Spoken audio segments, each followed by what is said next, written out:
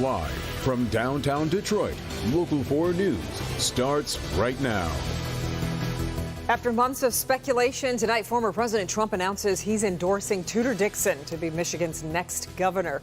Candidates were chasing his endorsement, which is interesting and critical for different reasons in Tuesday's primary. Mara McDonald live downtown tonight. Mara, for starters, most GOP primary voters will be voting at the polls versus absentee, right?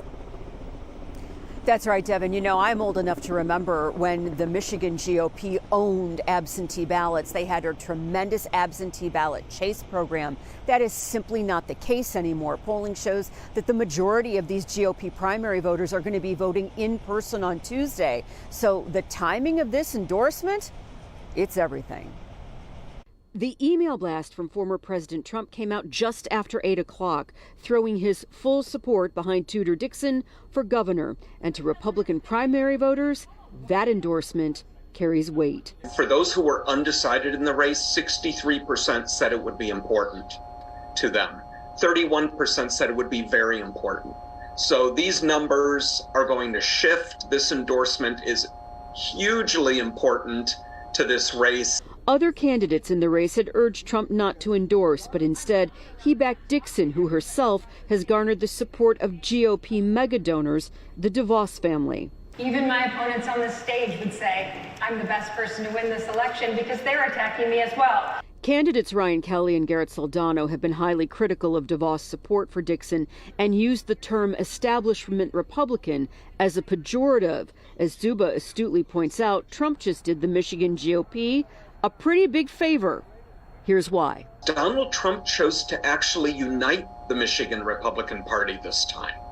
He brought together the different factions of the party behind Tudor Dixon, which gives them a fighting chance in November now.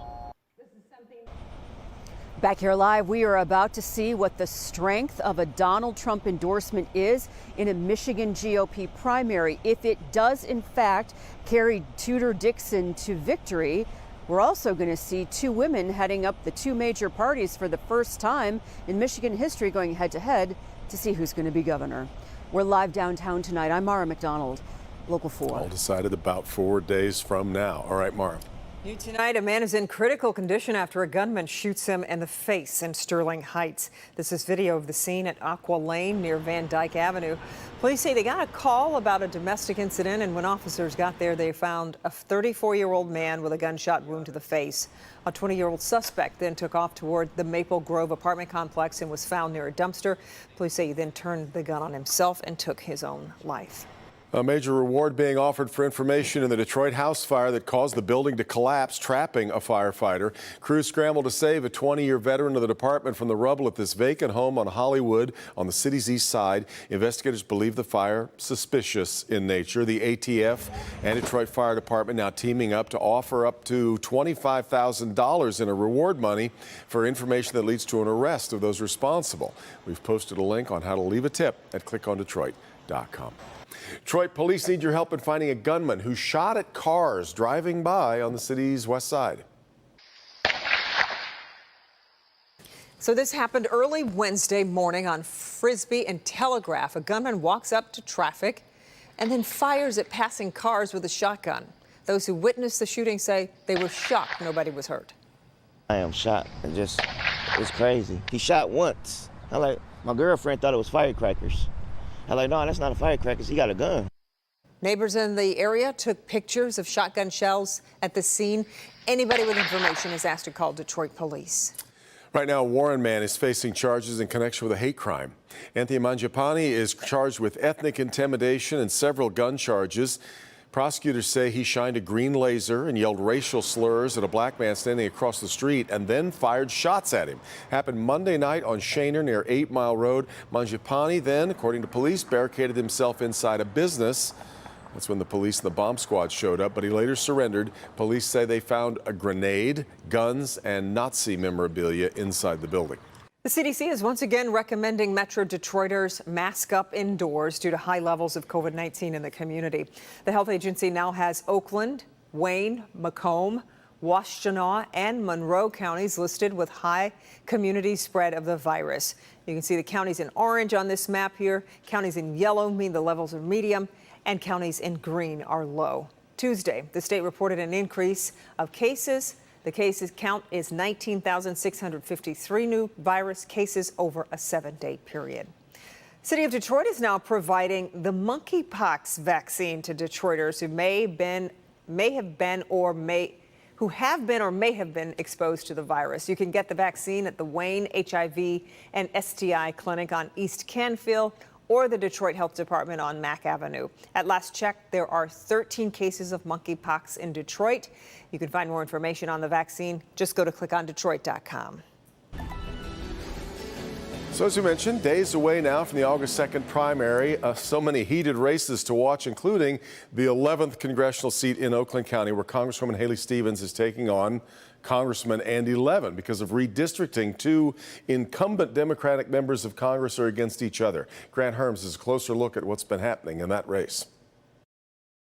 The new 11th district is more diverse after redistricting by almost any breakdown, although it's still supposed to be favored Democrat come this fall. But this primary fight is pitting two Democrats against each other, turning into a bitter fight. It's a bitter fight in the new 11th. Two sitting Democrats in the race, Haley Stevens and Andy Levin. With all due respect to my colleague here. Stevens running on her age, the first millennial Michigan has sent to Congress, but also running on her involvement in the auto bailout in the Obama administration more than 10 years ago. Stevens styling herself as a voice for the auto industry and the auto worker who can work across the aisle. Levin is running as the progressive fighter in the race, showing off his liberal credentials after getting arrested twice in just the last week.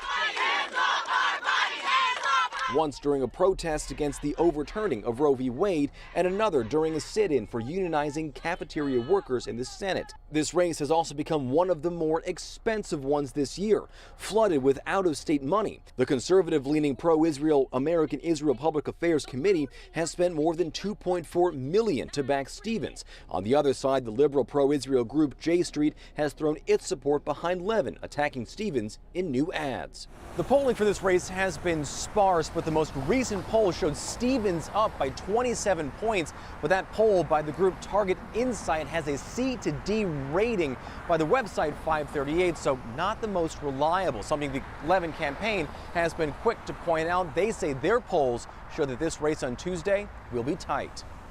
In Hazel Park, Grant Herms, Local 4. Grant will be watching. Thank you. Meanwhile, President Joe Biden may be traveling to Saginaw Tuesday. Tonight, the Detroit News is reporting it's for an event tied to the CHIPS Act legislation.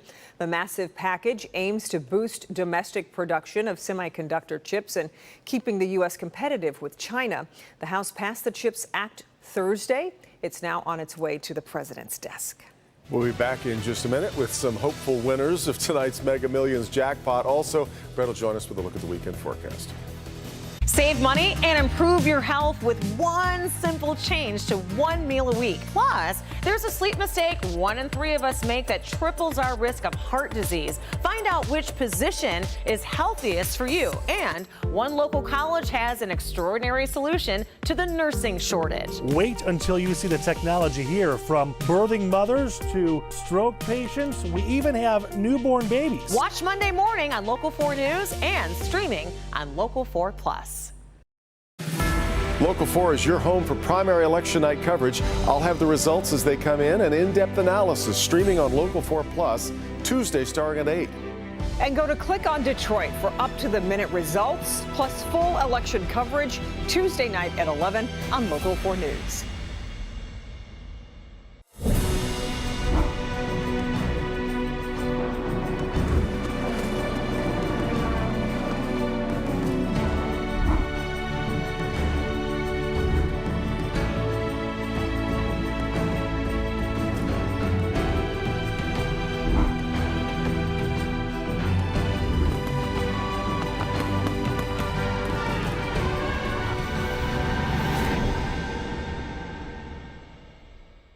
Want in on a cool club? Become a WDIV Insider. Fun giveaways, access to exclusive content, and more. Membership is free. Just go to clickondetroit.com/insider.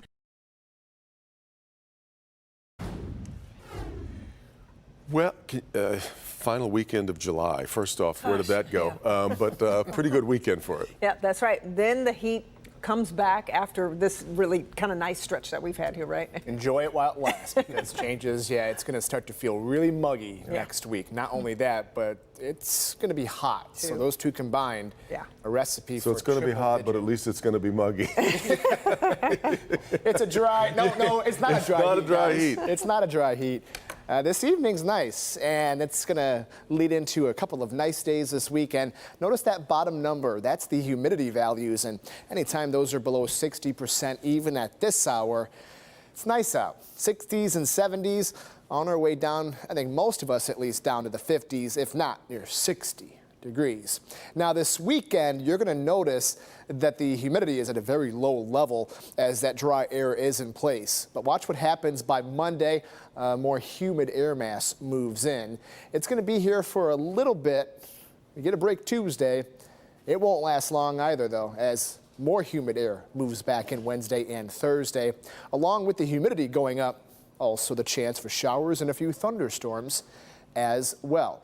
But like I mentioned, it's not just the humidity, but also the heat. Long-range models are all pointing towards a pretty toasty pattern ahead.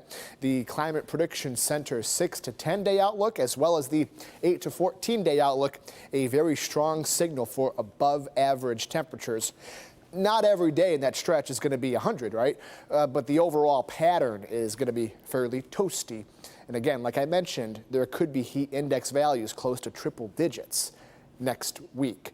Some rain would be nice. That would cool us off. Not really seeing much of any of that as we head throughout the weekend, but chances get a touch better on Monday. Saturday, lots of sun. Even Sunday looking pretty nice as well. A few more clouds Sunday, but that's about it. But by Monday morning, you can see that next system approaching. This is where the model times out. But you can see there are a few showers, perhaps a few rumbles of thunder, and that's expected for us as this front moves through. Not going to be a widespread heavy rain or soaker, which we need, but we'll get some action on your Monday. We'll take every drop we can get, probably see a little bit more come Thursday of next week. As for tonight, clear skies, low 60s, that's in the metro zone, lots of 50s out in the suburbs. Mid-80s tomorrow, a great day. Again, with the humidity being low, it doesn't get much better than this. We'll do a touch better Sunday, still dry, so both days of the Rocket Mortgage Classic are looking really good. A few showers, perhaps a couple of rumbles of thunder on Monday, maybe a shower early Tuesday morning, but then it's Thursday, maybe Friday that we see another chance. But the big story next week is the heat and the humidity. Mid-90s by Thursday, feeling like triple digits. Like you say, enjoy it while you can, Brett. Thank you. All right, well, time is running out to get your Mega Millions tickets, with the jackpot now at $1.28 billion.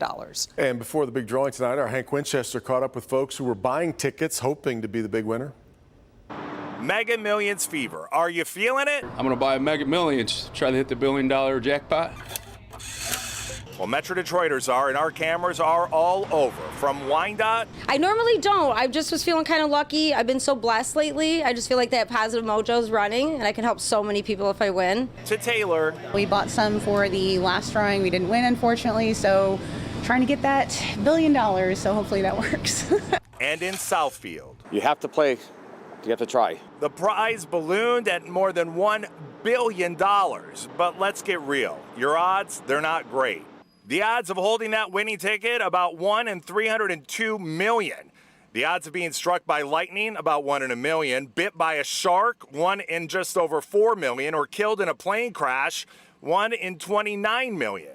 But there have been big winners in the past here in the Great Lakes State. A $1 billion ticket sold at the Kroger Novi, a $337 million ticket at a Sunoco station in Lapeer, just over 300 handed out at the Shell station in Three Rivers, and $128 million at the Uptown Bookstore in Highland Park. So while the odds are certainly not in your favor, the reality is if you don't buy a ticket, you don't have any shot at all. One way to look at it, Hank. And you have until 10:45 p.m. to buy tickets. And of course, we'll have tonight's winning numbers at the start of Local 4 News at 11. And that's when we hope we'll see you again. That's going to do it for us here at 10. We'll see you for Local 4 News at 11. Tuesday at 5. Ticks are popping up all over Michigan, and that has researchers getting creative to find their new hotspot. There's been a marked increase that you've noticed. Yes. So Local 4's Dr. Frank McGeorge is heading into the woods to find out how they're using another pest we dread to help track disease-carrying ticks. What it means for protecting your family and pets from this threat. Tuesday on Local 4 News at 5 and streaming on Local 4 Plus.